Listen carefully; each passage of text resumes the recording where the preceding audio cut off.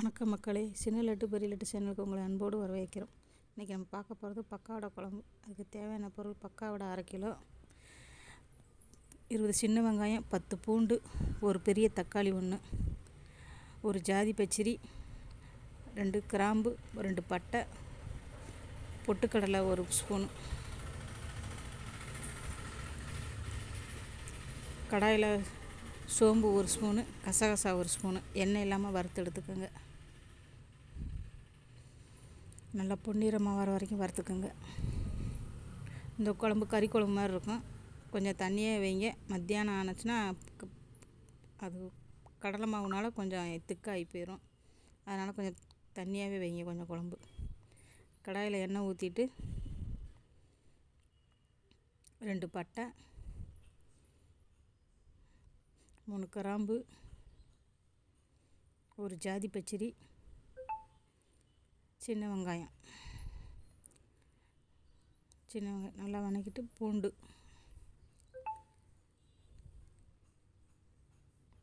பூண்டு 10 பல்,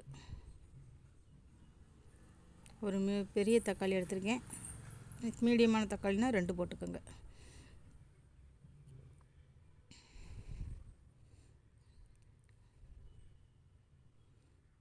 இது எல்லாத்தையும் நல்லா வதக்கி விட்டுட்டு 2 ஸ்பூனு தேங்காய்,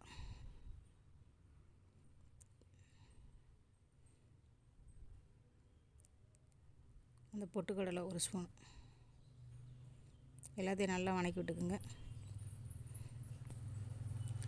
மசால் பொடி 3 ஸ்பூன் போட்டிருக்கேன். உங்களுக்கு காரத்துக்கு தக்கன நீங்கள் போட்டுக்கோங்க.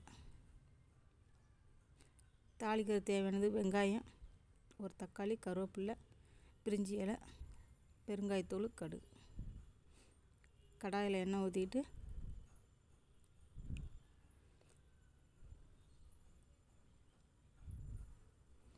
வெங்காயம் போட்டுக்கோங்க.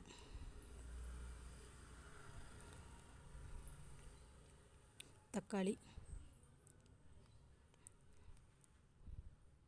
நல்லா வதக்கிட்டு அதுக்குள்ளே அரைச்சிட்டு வந்துடும். இந்த குழம்பு நைட்டுக்கு சப்பாத்திக்கு வச்சுக்கலாம்.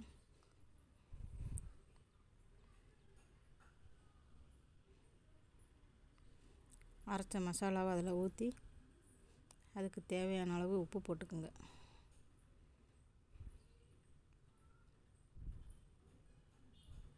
தேவையான அளவு உப்பு. நல்லா குழம்பு கொதித்து இறக்க போகிற நேரத்தில் இந்த பக்காவடையை போடுங்க.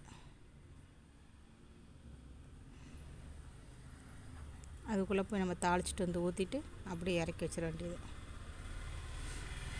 ரொம்ப நேரம் கொதிக்க விடாதீங்க. தாளிக்கிற நேரத்தில் கொதிச்சா மட்டும் போட்டு இறக்கிட்டிங்கன்னா போதும். கடாயில் எண்ணெய் ஊற்றிக்கிங்க. கடுகு,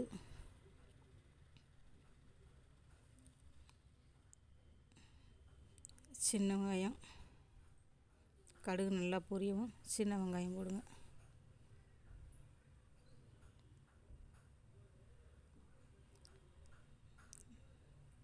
சின்ன வெங்காயம். மக்களை, இந்த குழம்பு பிடிச்சிருந்தா கமெண்ட் பண்ணுங்கள், சப்ஸ்கிரைப் பண்ணுங்கள், லைக் போடுங்க. ஏதோ எங்களுக்கு தெரிஞ்ச வீடியோ போடுறோம். பிரிஞ்சி இலை,